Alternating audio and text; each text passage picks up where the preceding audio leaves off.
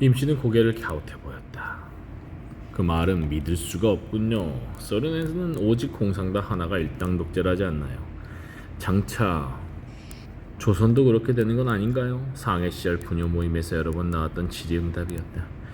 그렇지 않아요. 조선과 같은 식민지 방봉건 사회에는 먼저 부르주아 민주주의 정부를 세우는 게 우리의 목표예요. 다당제를 통해 아직도 신분적 예속에 눌려 사는 조선인들에게 민주주의를 훈련하고 인구의 대다수가 농민인 경제를 산업화하는 등 할 일이 너무 많아요.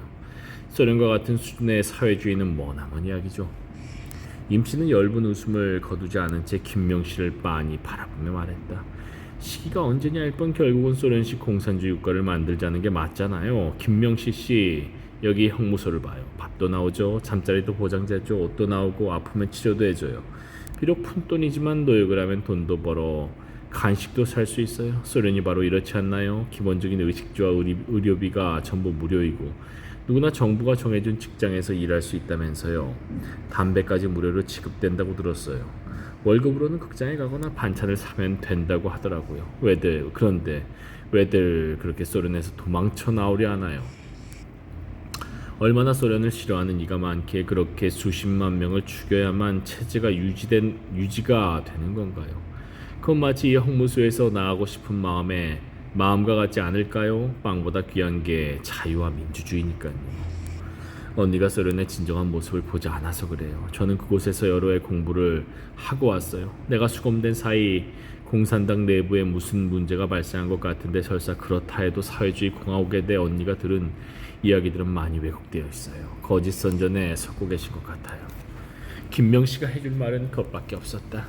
임씨는 그러나 수긍하지 않았다. 그녀는 논리적이었다. 맞아요. 난 러시아 가보지 못했어요. 그런데 소련을 방문했던 앙드레 지드 같은 유럽의 지식인들은 왜 돌아선 걸까요? 얼마 전 잡지 3,000리에 소련을 탈출해 기여한 적의군 병사들이 대담한 걸 봤어요. 소련이 좋은 점도 꽤 많더군요. 그런데 왜 나왔냐니까 자유가 없기 때문이래요. 여행도 마음대로 할 수 없고 친구들과 마음대로 정치 이야기도 할 수가 없고 이사도 마음대로 못 가고 직장도 내 마음대로 선택하지 못하기 때문이라던데요. 공산대학 2년차에 벌어졌던 일들이 떠올랐다. 어쩌면 소련에서 지금 벌어지는 일들이 스탈린 개인의 오류가 아니라 공산주의 이론 자체의 모순일지도 모른다는 생각이 들었다. 하지만 임씨 앞에서 인정하고 싶진 않았다. 확실한 건요. 세계 모든 강대국이 약소국을 침략해 식민지로 만드느라 혈안인데 소련만이 유일하게 약소국의 독립운동에 막대한 자금을 지원하고 있다는 거죠. 또한 유럽에서 히틀러의 파시즘에 맞서 싸울 유일한 국가가 소련이라는 거죠. 김명씨의 반박에 임씨는 눈을 크게 뜨며 놀라워했다. 아직 그 소식 몰랐군요. 바로 얼마 전에 소련이 독일과 손잡았다는 소식이요. 이건 또 무슨 소리인가 뜨악한 기분이 들었다. 그럴 리가 있나요? 반파시즘 투쟁의 사령탑인 소련이 히틀러와 손을 잡았다고요? 임씨는 퍽 안쓰러운 눈빛으로 김명씨를 바라보았다. 그뿐이면 다행이죠. 한 달 만에 소련군이 독일군과 함께 폴란드를 침공해 수백만을 학살했답니다. 정말 아무것도 모르고 있었군요. 믿을 수가 없었다. 정확한 정보를 알지 못하니 어떤 대답도 할 수가 없었다. 임씨는 말했다. 그러니까 우리는 어떤 외국도 믿어서는 안 된다는 거예요. 이번에 석방되거든 부디 옳은 판단을 하시길 바래요. 눈 덮인 감방에 지붕 위에는 흐릿한 겨울해가 떠 있었다. 새파란 하늘에 작은 구멍이 뚫린 듯 조금도 따뜻하지 않은 차가운 비처럼 보였다. 김명씨는 한참이나 침묵을 지키다가 말했다. 저는 일본 수상이 중국을 침략하면서 발표한 내용을 기억해요. 자본주의를 대변하는 아주 솔직한 발언이었죠. 세계 대공황을 이겨내기 위해서는 전쟁을 해야만 한다는 거였어요. 소련이 무슨 잘못을 하든 간에 그것이 공산주의 자체의 잘못은 아니라고 믿고 싶네요. 이 악마 같은 자본주의를 타도할 유일한 대안이 공산주의니까요. 임씨는 김명씨의 손등을 다정하게 다독였다. 과연 어느 제도가 더 악마적인지, 과연 공산주의가 인류의 대안이 될 수 있을지는 두고 봅시다.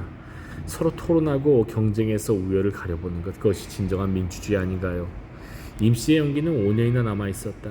그때까지 살아서 감옥문을 나설 수 있을지는 아무도 장담할 수 없었다. 김명씨도 그녀의 손을 감싸지고 웃어주었다. 언니 건강 잘 챙기세요. 여기서는 살아남는 게 투쟁이에요. 죽지 않고 살아남는 게 저놈들과의 싸움에서 이기는 거예요. 전 나가자마자 다시 항일 전선에 뛰어들 거예요. 공산주의라든 자본주의라든 그건 독립된 뒤에 뭐 남은 이야기죠. 언니도 부디 건강히 살아나와서 함께해요. 일본인 여자 간수가 요란하게 호루라기 불어댔다. 잡담금지 저둘 떼어나. 두 사람은 공장에서 더는 같은 자리에 앉을 수 없었다. 방도 서로 멀리 떨어져 간간히 목도에서 웃음이나 주고받는 정도였다.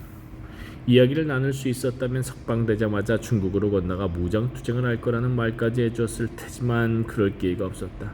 석방의 인사도 나눌 수 없었다. 마치 강제로 찢어진 형제처럼 두 여자는 그렇게 헤어졌다. 보름 뒤 신의주 형무소 철문을 나선 김명신은 그날로 얼어붙은 압록강을 건너갔다. 가진 것이라고는 감옥에서 7년간 노역한 대가로 받은 10원이 정도였다. 10원 신의주 형무소 철문. 그녀가 사랑하거나 존경했던 사람들은 다 죽거나 감옥에 있었다. 이상호는 말 한마디 없이 떠났으니 역시 죽은 거나 마찬가지였다. 얼음의 강을 건넌 그녀 앞에는 전쟁의 참화가 기다리고 있었다. 만주뿐만 아니라 내륙까지 일본군의 공격을 받아 중국 대륙 전체가 거대한 전쟁의 불길에 휩싸여 있었다. 14초원의 노래. 밤은 중국군의 시간이었다. 일본군의 공격은 주로 낮에 이루어졌다. 대포에 비행기까지 동원해 중국군 전진기지에 무차별 폭격을 해댔다. 그러나 밤이 되면 겹겹이 철조망에 둘러싸인 참호 속에 숨어 촛불조차 켜지 않고 숨을 죽였다. 중국군의 야간 기습 때문이었다. 중화기가 부족한 대신 지형지물을 잘 아는 중국군은 흐린 밤이나 금음날을 이용한 작전을 선호했다. 밤 10시 국민당 정부의 주둔지로 쓰고 있는 학교 운동장에 집결한 병사는 500명이 넘었다. 햇불도 밝히지 않고 탑뱃불빛 하나도 보이지 않는 야간 침투였다. 병사들은 총구와 대검에 숯을 바르고 얼굴에도 진흙을 칠해 가까이 가지 않으면 사람인지도 알 수가 없었다. 긴장으로 팽팽한 침묵 속에서 영장이 소리쳤다. 호남성의 명운이 오늘 밤 우리의 싸움에 달렸다. 저 고지의 외적들을 괴멸시키지 못하면 돌아오지 못한다. 후퇴하는 자는 일률로 총살이다. 만일 후퇴하는 자가 있으면 사병은 반장은 패장은 영장을 총살할 권리를 가진다. 만일 영장인 내가 도망치면 누구라도 나를 쏴라. 어느 때보다도 짧고 비장한 혼시였다. 40년 10월 중국 정부군이 일본군과 결사 항쟁을 하던 시기였다. 군벌들로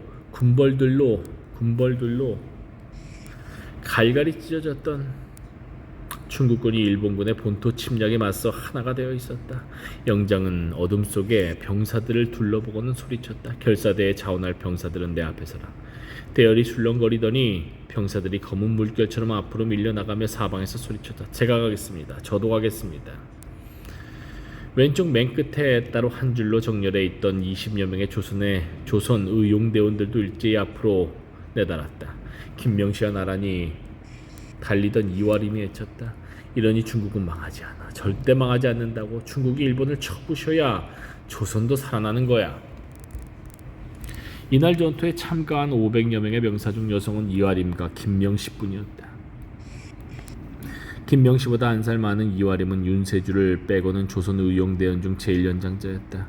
앞뒤로 중국인 자원자들 사이에 갇힌 조선인 자원자들은 함께 입을 모아 중국어로 소리를 질렀다. 결사항쟁.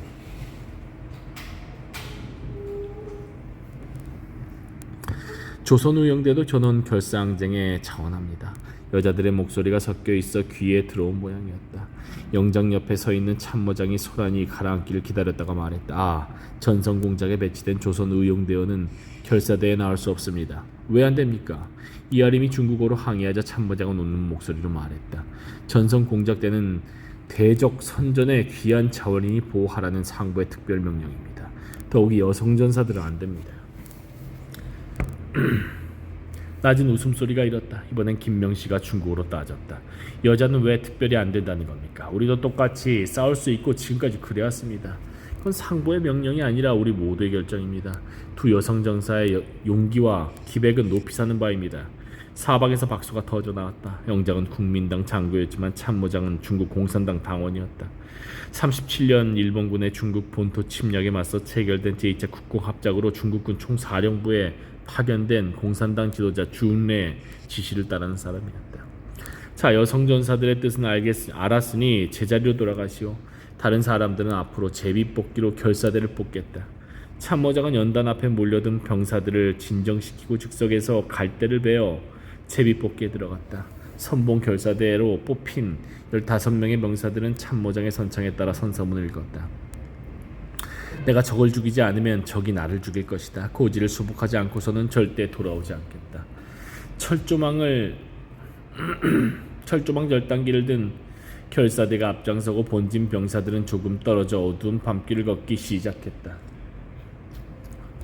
조선 의용대는 본진 중간에서 걸었다. 거의 매일 밤 양철 확성기 하나씩 들고 주머니에는 전단을 담은 채 최전선 최후의 참호까지 진출해온 조선 의용대에게는 모처럼 안전한 행군이었다. 반시간쯤 걸으니 정상 부근의 벙커와 일본군 막사가 지어진 동산이 보였다. 일본군은 산기슭부터 주둔지까지 나무와 풀을 제거하고 세 겹이나 철조망을 둘렀는데 참혹 깊숙이 숨은 채 등화관제를 하고 있어 불빛 하나 보이지 않았다. 등화관제. 몇 갈래로 나뉘어 낮은 포복으로 접근한 결사대는 소리 안 나게 철조망을 끊기 시작했다. 철조망에 구멍이 나면 뒤따라 본진 병사들이 납작 엎드려 경사지를 기어올랐다. 뾰족한 돌들과 가시덤불 잘라진 잡목의 날카로운 절단면이 널린 언덕을 배밀이로 기어가는 일은 고역이었다. 기침소리도 내어선 안 되었다. 병사들은 두세 겹씩 옷을 껴입었는데 추위 때문이 아니라 가시덤불로부터 몸을 보호하기 위해서였다. 그래도 가시가 옷을 파고들어 살점을 뜯어내고는 팔꿈치며 무릎이 까지고 멍드는 것을 막을 수는 없었다. 때로는 앞사람의 몸에 걸렸다가 튕겨나온 나뭇가지가 뒷사람의 얼굴을 찢어놓기도 했다. 일본군은 결사대가 두 번째 철조망을 해체하고 마지막 철조망을 끊을 때까지도 눈치를 채지 못했다. 예기치 못한 폭음이 터진 것은 선두 공격조가 마지막 철조망을 넘을 때였다. 중국군 병사 하나가 팔굽으로 지뢰를 누른 것이었다. 날아오른 병사의 시신과 흙가루가 가라앉기도 전에 일본군 참호에서 기관 총탄이 불을 뿜었고 수류탄이 쏟아져 내렸다. 철조망 언덕은 장렬하는 물꽃과 비명소리로 순식간에 수라장이 되어버렸다. 돌격하라.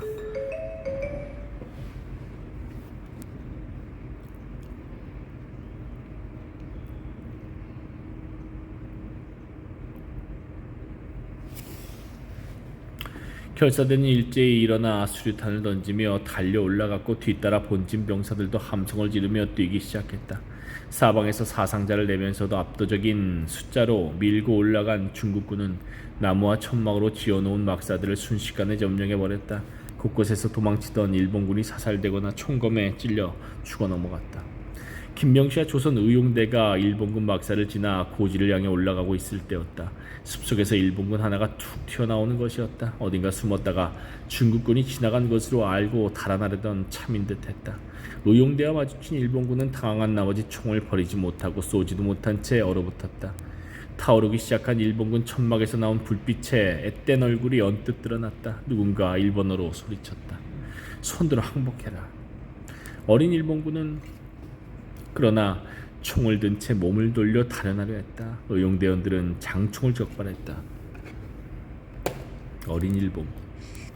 그런데 20m도 안 되는 거리인데도 한 발도 맞지 않은 것 같았다. 일본군은 그대로 숲속으로 달아나 버렸다. 잡아라.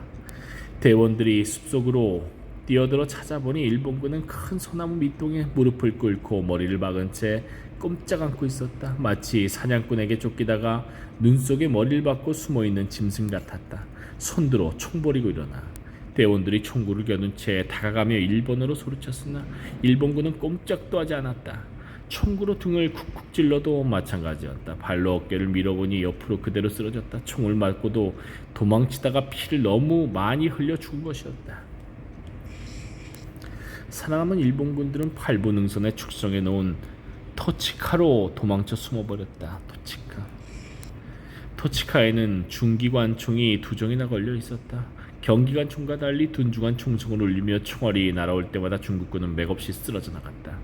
굴러내려오는 수류탄도 위력적이었다. 고지를 점령하지 못하면 돌아오지 말라는 영장의 말이 아무리 무서워도 더는 접근하기 어려웠다. 병사들에게 공포가 없다면 후퇴하면 총살한다는 명령도 내릴 필요가 없었을 것이다.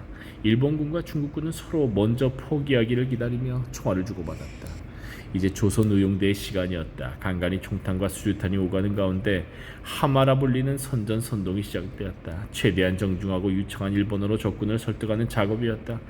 진광화라는 가명을 쓰고 있던 김창화가 먼저 나섰다. 우리는 조선 의용대입니다. 강제로 이 머나먼 타양까지 끌려온 일본 청년과 조선 청년 여러분 들어보십시오. 일본의 중국 침략에 대해 일본 국내에서는 동아시아의 평화를 위한 성전이라고 선전합니다. 그러나 평화롭게 살아가던 중국인들을 비행기와 대표로 도살하는 것이 어떻게 평화를 위한 성전입니까? 김창완은 양철 확성기에 대고 일본 경제가 어떻게 붕괴되고 있는지, 중국인들의 저항이 얼마나 거세지고 있는지 통계 숫자를 나열해보았다. 일본군 쪽에서도 장교인 듯한 자가 고함으로 맞섰다. 중국의 평화를 파괴한 것은 국민당 정부와 공산당이다. 두 세력이 내란을 일으켜 중국을 전쟁터로 만들어 오지 않았는가? 우리 일본은 동아시아의 영구적인 평화를 위해 평화의 파괴자인 국민당과 공산당을 타도하기 위해 성전을 벌이는 것이다. 우리는 중국인을 위한 군대이자 동양인 모두를 위한 평화의 사도다. 김창화에게는 반가운 도전이었다. 그는 흥이 나서 소리쳤다. 좋습니다. 당신들이 진심으로 동아시아의 영구 평화를 위해 중국 공산당과 장개석 정권을 타도하고 있다고 칩시다. 그렇다면 어째서 일본 공산당과 군부 파쇼 정권은 가만히 내버려 두는 겁니까? 왜 자기 나라의 파기자들은 가만히 놔두고 엉뚱한 중국에 와서 성전을 한다며 남경 대학살 같은 잔인무도한 짓을 벌이는 겁니까? 일본의 아까운 젊은이들을 이 먼 이국 땅에 제물로 바치는 겁니까? 답할 말이 없는 듯 토치카에서는 한바탕 중기관총이 우려댔다. 이쪽에서도 잇따라 수류탄을 던졌으나 토치카까지 날아가기 전에 중간에서 터지거나 능선을 따라 굴러떨어졌다. 서로가 화력을 아끼기 위해 사격은 곧 중단되고 다시 하마가 시작되었다. 이번에는 석정이라는 가명으로 불리는 윤세주가 확성기를 이어받았다. 창병 여러분, 지금이라도 늦지 않았습니다. 총을 버리고 항복하십시오. 여러분의 처자식과 부모님이 고향에서 눈물을 흘리며 여러분이 살아 돌아오길 기다리고 있습니다. 사랑하는 가족을 생각하십시오. 왜 여러분이 군수 산업 무기업자들과 그들의 충실한 동맹인 군벌을 위해 아까운 목숨을 바쳐야 합니까? 당신들의 죽음이 늘어날수록 상관들의 가슴에는 훈정이 늘어날 뿐입니다. 총뿌리를 당신들의 상관에게 돌리십시오. 총을 버리고 나오면 절대 지지 않을 것입니다. 중국군은 포로를 우대합니다. 일본군 장교의 고함이 메아리가 되어 돌아왔다. 빠가야로. 우리 대일본 제국의 병사들은 천황 폐하께 충성을 맹세한 몸이다. 대일본 제국 군대 항복은 없다. 지원군이 오기 전에 어서 철수하지 않으면 너희들은 비행기 공습으로 산산조각이 나고 말 것이다.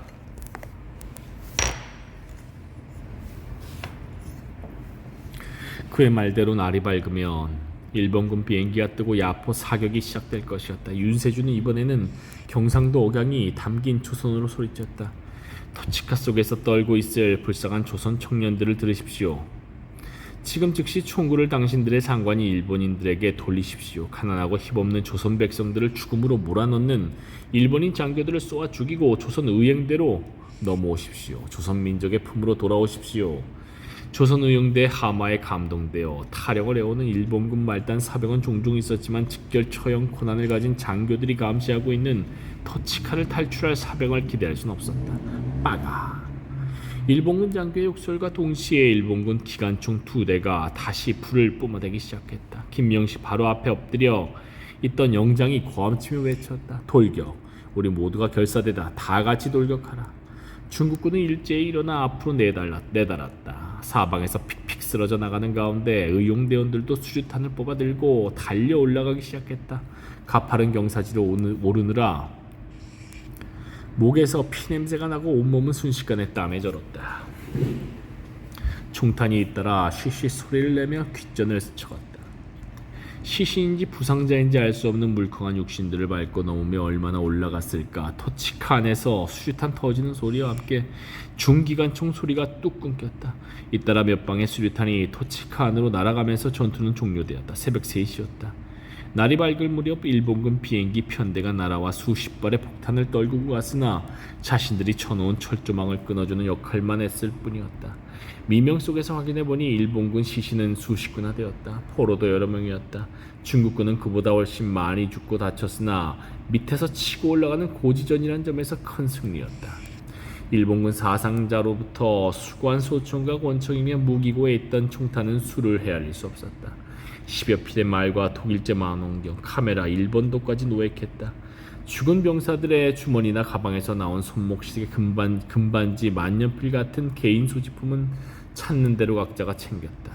중요한 전리품은 상부에 올리는 게 원칙이었다. 그러나 영장은 조선의용대가 수거한 전리품은 자체적으로 분배하도록 특수한 지위를 허용했다. 대원들은 주머니에 들어가는 귀중품 말고도 장교, 외투, 가죽 구두, 가죽 장화, 총과 탄화를 가질 만큼 나눠 가져 전리품을 들지 않은 이가 없었다. 일본군 장교의 군도는 광서성 계림의 본부에 있는 김원봉 대장에게 보내기 위해 따로 챙겨두었다. 영장은 전투 참가자 전원을 구두로 표창하고 직급에 상관없이 5원씩 상금을 하사했다.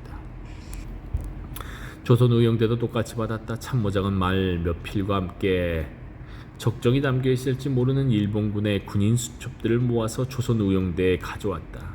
일본어로 되어 있는 중국어로 번역을 해서 상부에 보고하기 위해서였다.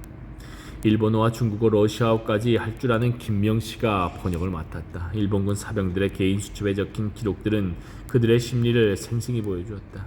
월급 2원 85전을 받아 고향에 늙은 어머니에게 2원을 붙였다. 그러나 어머니가 배고픈 고생을 면하고 있을까? 세코다 대대가 전멸을 당했다. 공급받은 담배를 중국 백성에게 팔고 그 돈으로 과자를 사 먹었다. 중국의 전황은 국내에서 듣던 바와는 완전히 다르다. 언제나 고국으로 돌아가려는지 앞날이 막연하다. 일본 본토의 가족에게서 온 편지들도 있었다. 그 속에도 전쟁의 고통이 스며들어 있었다. 봄가리가 시작되었건만 일손이 모자라 곤란은 막심하다. 그러나 해결할 방법은 없다. 나는 내가 하루속히 돌아오기를 고대하고 있다. 신문에서는 매일 승전을 한다면서 계속 징병을 하고 있으니 이것은 도대체 무엇 때문인가? 남의 나라에 와서 남의 나라 백성을 죽여야 하는 일본군은 사기가 오를 수 없었다. 나라를 지키는 군대는 달랐다. 외적과 싸우는 한 중국인들은 자국의 군대를 지지했다. 고지를 점령했던 승전 소식이 알려진 그날은 주변 마을의 중국인들까지 모두 길가에 나와 박수를 치며 환영했다. 마을 뒷산 중턱의 작은 절이 조선의용대의 임시숙소였다. 습기 많은 중국 남방의 건물들 특유의 우중충한 검은 뼈와 곰팡내가 찌든 낡은 건물이었다. 피와 흙과 땀에 쩐 옷을 빨고 각자 챙긴 전리품을 정리하다 하나둘씩 쓰러져 잠들었다. 깨어나니 벌써 늦은 오후였다. 야간 선전전이 없는 날이라 다들 느긋하게 잘 사람은 더 자고 취사 담당은 밥을 하고 있을 때였다. 어둑어둑한 마을길로 트럭 한 대가 먼저 한 대가 먼지를 날리며 달려와 절까지 곧장 올라왔다. 목발을 짚은 중국군 고위 장교가 조수석에서 내렸다. 모두에게 익숙한 연장이었다. 지난번 전투 때 수류탄 파편에 허벅지 부상을 당한 것을 조선 의용대 셋이 번갈아 업어서 구출해 준 적이 있었다. 다들 반갑게 인사하며 마중 나가니 그는 짐칸에서 커다란 보따리 몇 개와 술 항아리를 내리게 했다. 다가오는 겨울에 우리 조선의 전사들 깔고 덮으라고 군용 담요를 가져왔습니다. 홍고량도 잔뜩 가져왔으니 마음껏 평화의 밤을 즐기십시오. 삶은 양갈비 3짝까지 있었다. 목발을 짚은 채 대원들 앞에 선 연장은 감격에 젖은 음성으로 말했다. 중국어를 잘 못 알아듣는 대원들을 위해 김명씨가 통역을 해주었다. 난 군대 생활을 10년이나 한 사람입니다. 그런데 지난번 다리에 부상당했을 때만큼 따뜻한 동지애를 느껴본 적이 처음입니다. 총탄이 빗발치던 사선을 뚫고 조선 동지들이 나를 구해주지 않았다면 나는 오늘 이 자리에 서 있지 못했을 것입니다. 여러분, 조선의용대가 내 생명을 구해주었으니 나는 일생을 두고 이 은혜를 잊지 못할 것입니다. 오늘의 선물은 너무 조촐하지만 마음으로 받아주시고 또 어디로 전선공작을 가실지 모르겠지만 서로 잊지 마십시다. 연장은 대원들의 손을 한 사람씩 잡아주거나 부둥켜 안았다. 김명씨와는 손을 잡아 흔들며 반가워했다. 아, 용맹한 여성전사, 이름이 김명씨라고 했지요. 대단한 여전사라고 소문이 자자합니다. 대체 어디 군관학교를 다녔기에 그리 용감무쌍한 겁니까? 중국 정부군 장교에게 모스크바 공산대학 출신이라는 말을 하기는 어려웠다. 김명씨는 곁에 서 있던 이화림의 손을 잡아 올리며 말했다. 이화림은 김명씨보다 한 살 많았으나 친구로 지내는 사이였다. 조선 여성은 본래부터 다 용맹합니다. 여기 이화림도 있습니다. 아, 이화림 점사. 김명씨 전사가 오기 전부터 잘 알아요. 어젯밤 고지 전투에서도 두 여성 전사가 큰 공을 세웠다고 들었습니다. 조선의 여성들은 과연 위대합니다. 연장이 격려사를 남기고 병원으로 돌아간 뒤 절간 마당에서는 작은 잔치가 벌어졌다. 모닥불 위에 모인 20명 남짓한 전사들은 초가을 시원한 바람을 들이마시며 술과 고기에 취해버렸다. 용맹했던 전사들은 술이 들어가면 가수가 되고 춤꾼이 되었다. 몇 명의 대원이 빙글빙글 모닥불 주위를 맴돌며 흥겹게 조선춤을 추자 다른 대원들은 가슴에 장충을 부둥켜 안고 장충을 부여안고 앉아 어깨를 흔들며 박자를 넣었다. 멀리서 또 다른 전투가 시작된 모양이었다. 은은히 들려오는 쌍방의 총성이 흥을 더욱 돋우어 주었다. 절간 구석에는 낡은 풍금이 벌어져 있었다. 평양에서 유치원 교원을 했던 이화림이 조선 민요를 치자 역시 평양에서 온 김창화가 양철 밥그릇을 젓가락으로 두들기며 흥을 돋우었다. 얼씨구 좋구나. 외놈들의 대포소리가 반주까지 해주니 한판 걸판지게 놀아보세. 호리호리한 몸매에 둥구스름한 턱선이며 눈매가 귀엽기까지 한 김창화는 양손을 치켜 올려 장단을 맞추며 덩실덩실 춤을 추었다. 야, 우리 유치원 큰 학생이 춤을 잘 춘다. 이아림이 더 세게 페달을 밟으며 소리치자 김창화도 맞장구를 쳤다. 야, 우리 눈이 풍금 잘 친다. 폭소와 박수가 터지고 다른 사람들도 우르르 몰려나가 덩실덩실 몸을 흔들어댔다. 한바탕 춤 사이가 지나간 뒤에는 장기자랑이 벌어졌다. 술자리의 대장은 김무였다. 전국을 떠돌면 남의 집 머슴살이로 나아가 먹은 그는 작은 키에 뾰족한 턱이 볼품없는 사내였지만 배포나 주량은 수호지의 영웅 무송 못지않다 해서 김무송이라 불렸다.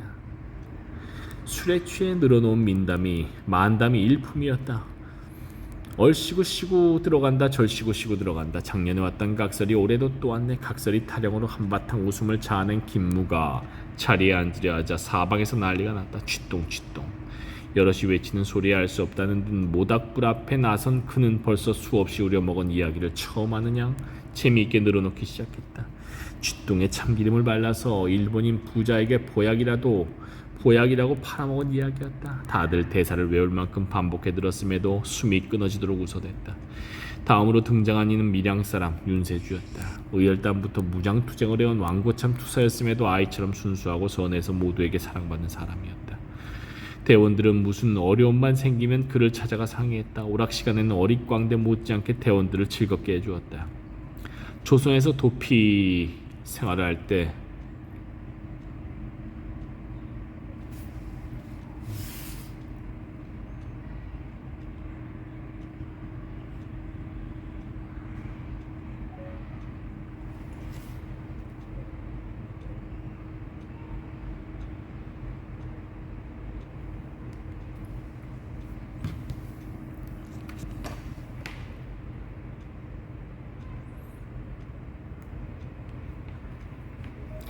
조선에서 도피 생활을 할 때 극장에서 변사노수했던 그는 아직도 나온규의 영화 아리랑의 대사를 그대로 외우고 있었다. 역시 수도 없이 들었지만 아무도 실증을 내지 않았다.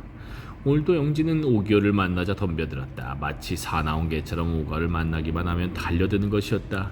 오기호는 동네 제1의 지주인 천가의 앞잡이로 가진 악랄한 짓을 감행하는 자였다. 그런데 미쳐서 정신이 나간 영진은 용케도 오가를 알아보고 만나기만 하면 달려드는 것이었다. 영진은 대학을 다닐 때 독립만세를 부르다가 그만 뇌경에 붙들려 가진 고생을 당한 끝에 정신 이상이 생긴 청년이다.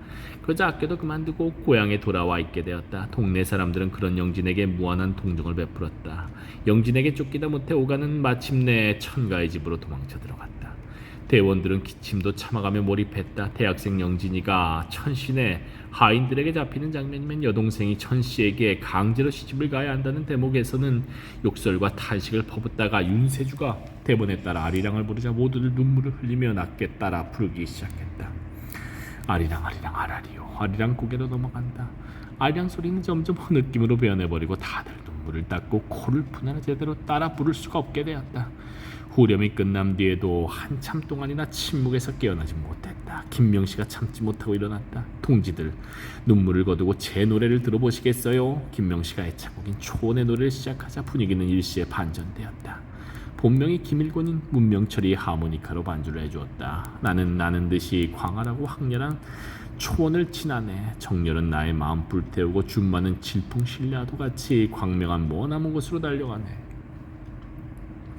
누군가 선창하면 다 같이 다시 한번 부르는 게 전통이었다. 김명식의 노래가 끝나자 모두 입을 모아 초원의 노래를 부르기 시작했다. 멀리서 들려오는 총소리는 불꽃소리, 불꽃놀이 축포처럼 귀를 간지럽혔다. 칼날처럼 날카로운 초승달은 잊고 있던 고향의 밤을 떠올리게 하고 밤이슬에 젖은 차가운 공기는 살인으로 더럽혀진 마음을 씻어내는 듯했다. 구슬픈 듯 비장한 듯 묘한 문명철의 하모니카 소리가 가슴속을 파고들었다. 회식 끝 무렵 이하림과 김명신은 야간 보초를 자원했다. 본인들 차례가 아니었지만 남자들이 대부분 술에 취했기 때문이었다. 일본군에게 빼앗긴 긴 초총과 권총까지 허리에 차고 연장이 선물한 새 담요까지 들고 가니 한 짐이었다.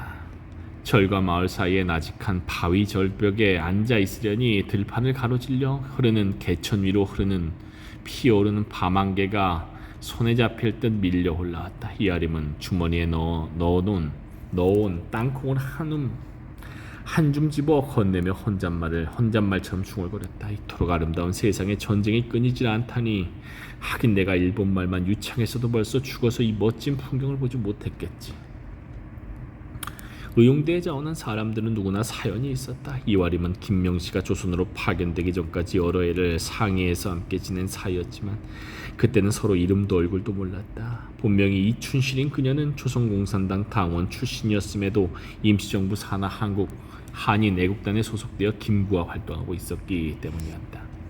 한인 애국단은 일본인을 처단하기 위한 암살단체로 이봉창과 윤봉길의 폭탄 투척으로 유명했다. 일본어를 못해서 살아났다고 김명식의 물음에 이하림은 탕공을 깨물며 답했다. 윤봉길의 거사때였지. 윤봉길이 홍구공원에서 열릴 천장절 축하식장에 폭탄을 던지기로 했는데 건물이 심해서 내가 나이가 좀 많지만 부인으로 위장해 같이 가기로 했었거든. 근데 일본말을 할 줄 알아야 말이지. 결국 윤봉길 혼자 가서 일본군 상해 파견군 대장과 일본 거류민단 잔영을 죽이고 처형당했지. 윤봉길 사건이 터진 것은 김명식가 조선에 들어가 있을 때였다. 몇 달 전에 있던 이봉창의 일본항 암살 시도와 함께 이름만 남아있던 임시정부를 다시 세상에 알린 사건이었다. 윤봉길은 어떤 사람이었니? 아주 다부지고 호협한 사내였어. 처음 만났을 때는 좀 놀랐다니까. 상해 불란서 조개지에서 하오리를 걸치고 게닷짝을 끌고 다니며 채소 장사를 하는 사람이었거든. 일본말만 쓸게 일본인인 줄 알았어. 물론 위장이었지. 그 사람은 철저한 민족주의자였어. 아무리 공산주의 얘기를 해도 통하지 않았지. 하지만 공산당원이라면 치를 떠는 김구 선생하고는 달랐어. 항의만 한다면 공산주의자들과도 격이 없이 친구가 되어 주었지. 화림이는 조선공산당 당원이었는데 어떻게 김구 같은 사람 밑에서 살아남았어? 이하림은 소리내어 웃었다. 그게 참 이상한 인연이었어. 28년 12월 조선공산당이 해산되었잖아. 나는 계속 싸우고 싶었는데 조직이 없으니 임시정부를 찾아가서 항일운동을 하겠다고 했어. 이동해라는 가명으로 갔지. 김구 선생은 처음엔 여자라서 안 된다더니 계속 간청을 하니까 애국단에 끼워주더라고. 이봉창이 폭탄을 숨기고 가도록 훈도실을 만들어준 게 나의 첫 임무였어. 부부도 아닌 남자의 속옷을 만들라는 말에 처음엔 어찌나 부끄럽던지.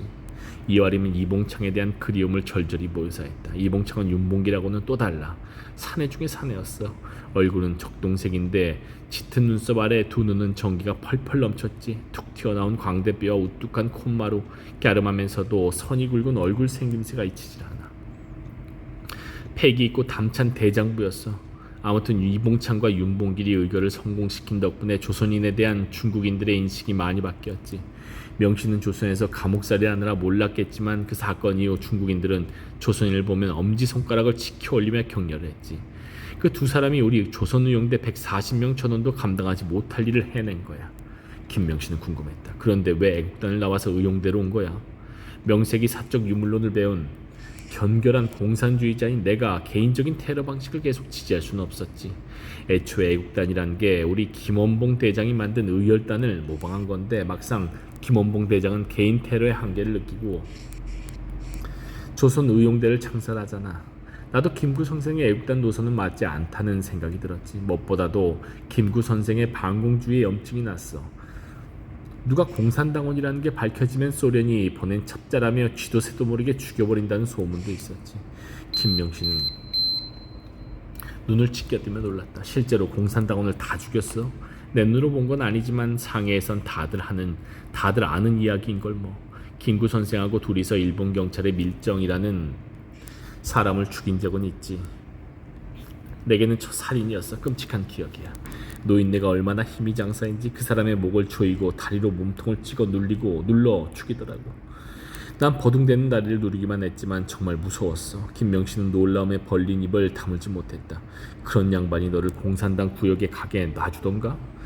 광주 군관학교에 들어가 여군이 되겠다고 거짓말을 했지. 계림으로 김원봉 대장을 찾아가 조선의용대에 합류하니까 막혔던 숨통이 터지는 것 같더라고. 나중에 중경에서 김부 선생을 사적인 자리에서 만났는데 나한테 그러더라고. 내 가명이 이동해였잖아. 이러는 거야. 동해야. 너 공산당 맞지? 우리 다시는 보지 말자. 소리며 오싹하더라고. 이와림의 수다를 듣고 있으면 시간이 화살처럼 흘러갔다. 거의 일방적으로 이야기를 들으며 맞장구를 치는 사이 초승달은 서쪽 하늘 너머로 가라앉고 밤안개는 들판을 덮어갔다. 며칠 뒤였다. 멀리서 비행기 프로펠러 소리가 앵앵거렸다.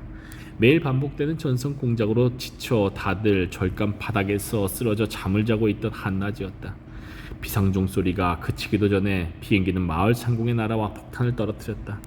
쾅쾅 소형 폭탄 몇 개가 떨어져 폭발하더니 비행기 소리가 멀어져 갔다.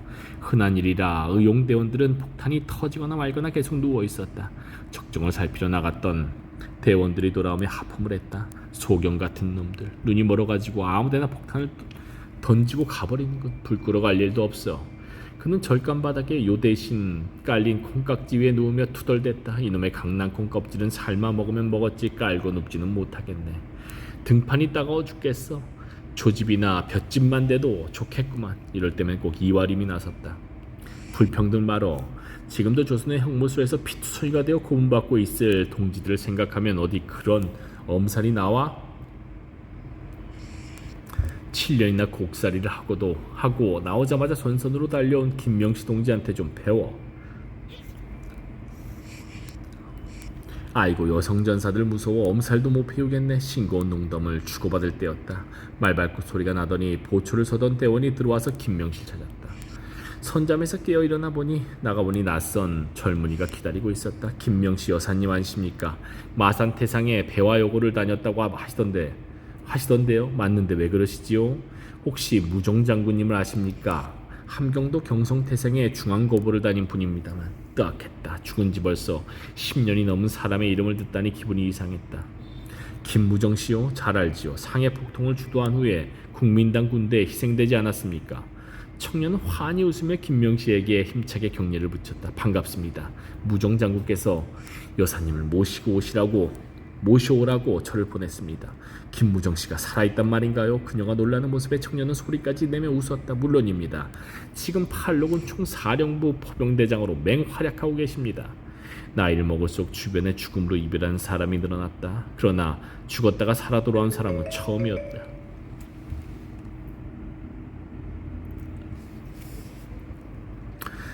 장군님께서 여사님을 무척 찾으셨습니다만 두 분 다 변선명을 해서 돌아다니니 알 수가 없었답니다. 그런데 얼마 전에 키가 자그마하고 이러저러하게 생긴 여자가 조선의용대에서 대활약을 하고 있다는 말을 들으시고 혹시 여사님이 아닌가 하고 자세히 물으셨답니다. 발에 동상이 걸려서 겨울이면 발에 약을 바르더라는 보고를 듣자 맞구나 하셨답니다. 마침 이 근처에 나와 있던 저에게 연안으로 돌아올 때 꼭 여사님을 모시고 오라고 전보로 명령하셨습니다. 김무정씨가 나를 부른다고요? 그렇습니다. 저는 곧 업무를 마치고 돌아가야 하니 서둘러 저와 함께 연안으로 가시죠. 어느새 의용대원들이 전부 마당에 나와 있었다. 의용대원들 중에는 공산주의자들은 중국 공산당 본부가 있는 연안에 가보는 게 꿈이었다. 누구보다 이와림이 좋아했다. 우리 명씨를 데리러 왔다고? 부럽다야. 나도 같이 가면 안 되나? 선망과 아쉬움이 엇갈리는 가운데 대원들은 청년을 절 안에 들어오게 해서 먹을 것을 주며 김무정에 대해 들었다. 전사의 때는 소문과 달리 김무정은 상해 폭동 실패 후에도 무사히 살아남아 중국 공산당 홍군에 들어갔다. 얼마 후 국민당 정부와 공산당의 제1차 국공합작이 파기되면서 국민당의 대대적인 공격으로 공산당은 서북쪽 변방인 산서성 연안까지 굽이굽이 1000km 후퇴길을 올랐다. 김무종은 이때 뛰어난 포사격술로 무수한 공을 세워 홍군 최초의 포병 사령관이 되었다. 또한 38년 팔로군이 창설된 후에는 총사령부의 작전과장도 맡고 있었다. 팔로군 100만 대군의 작전과장이 조선이냐 말인가? 다들 놀라워하자 청년은 자랑스럽게 대답했다. 그렇습니다. 포병 사령관을 겸임하고 계십니다. 대단하군요. 팔로군 장성 중에 조선인이 또 있나요? 김명씨의 질문에 청년은 아쉬운 표정으로 말했다. 대장정을 함께했던 양림 동지가 홍군 대대장으로 활약하셨는데 제2차 국공합작 작전에 직전에 국민당 군대와 싸우다가 전사하셨습니다. 양림은 김명씨가 만주 총국을 해산시키러 갔을 때 만났던 당원 중 한 사람으로 530 무장폭동을 이끈 유능한 작전가였다. 철원. 다들 안타까움을 표하는데 청년은 열띤 음성으로 말했다. 지금 공산당은 다시 국민당과 손을 잡고 있지만 지난달 장개석이 자행한 범죄들은 결코 잊지 않을 것입니다. 더구나 장개석은 요즘 항일 전쟁을 통해 공산당이 부흥하는 것을 저지하려고 일본과 화해 음모를 꾸미고 있다는 정보입니다. 일부 국민당 군대는 아직까지는 결사항전을 하고 있지만 머지않아 일본군 대신 공산군에게 총뿌리를 돌리게 될 것입니다. 이 점은 여러분께서 더 잘 아시겠지요. 윤세주가 고개를 끄덕였다. 김원봉 장군도 대장도 그 점을 고민하고 있어. 조선의용대가 일본군과 제대로 싸우려면 팔로군 지역으로 넘어가야 한다는 주장이 벌써부터 제기되고 있습니다. 아마 지금쯤 계림본부에서는 결정이 났는지도 모르겠습니다만 조선의용대가 팔로군 지역으로 넘어간다면 국민당 정부군이 가만히 있겠습니까? 누군가의 의문에 이하림이 답했다. 간다면 극비리에 가야지. 지금까지 장개석이 해오던 짓으로 봐서는 의용대원 전체를 학살해버리고도 남지. 김구 선생 같은 임시정부 왕급하나 장개석이 군벌이나 똑같아. 그네들은 일본보다 공산당을 더 추모하니까. 새로운 근심이자 새로운 희망이었다. 대원들은 조선의용대가 공산당에 합류할 것인지 국문단 정부군에 남을 것인지를 두고 이야기를 나누었으나 어떤 결정이 나든 김원봉 대장의 명령에 따르기로 했다. 다른 지대들은 허정숙, 최장익 같은 공산주의자들이 사사건건 김원봉과 대립하고 있지만 윤세주가 이끄는 지대는 김원봉 편이었다. 다음날 새벽 김명씨는 청년을 따라 나섰다. 중국군 측에는 중경에 대한민국 임시정부의 업무차가 간다고 말해 통행증을 발급받았다. 중경으로 가는 건 사실이었다. 상해 프랑스 조계지에 있던 임시정부는 상해가 함락되면서 장개석 정부와 함께 중국 내륙 깊숙한 중경으로 피신해 있었다. 연안으로 가기 위해서는 어차피 중경을 통과해야 했다. 국민당 정부군 복장으로 나란히 두 마리의 당나귀를 타고 가는 하염없는 여정이었다. 긴 여정 끝에 도착한 중경은 장강 기슭에 자리 잡은 고도였는데 온종일 탁한 강안개로 덮인 풍광이 중화민국의 암울한 현실을 상징하는 것 같았다. 두 사람은 팔로군 판사처부터 찾았다. 아직 국공합작이 공식적으로 깨지는 않은 시기였다. 책임자를 찾으니 팔로군 장교가 맞이했다. 얼굴이 시꺼멓게 탄 데다 턱과 귀 밑에 깊은 상흔이 있는 그는 씩씩한 음성으로 돌아가는 정세를 설명했다. 두 동무는 각별히 안전을 조심해야 합니다. 국민당은 벌써부터 국공합작의 정신을 어기고 일본과의 전쟁을 기피한 채 공산당을 없애려 들고 있습니다. 놈들은 지난해부터 산동, 호북, 호남, 하남 등 각지에서 팔로군 유격대와 후방기지, 신사군 부대들을 불의에 습격해 팔로군 간부와 전사들을 무차별 학살해왔습니다. 다른 한편으로 상해, 홍콩, 오문 등지에서 일본 대표들과 얼굴을 맞대고 앉아 이른바 평화 담판을 하며 투항활동을 하고 있습니다. 만일 놈들이 여러분의 정체를 알게 되면 가차없이 암살해버릴 것입니다. 특히 이곳 중경을 어서 떠나기 바랍니다. 이곳에는 삼청단이니 부흥산이 아닌 특무조직들이 몰려다니며 애국 인사와 청년들을 잡아다 집중형에 가두고 있습니다. 집중형에 끌려가면 모진 혹형으로 살아나오지 못합니다.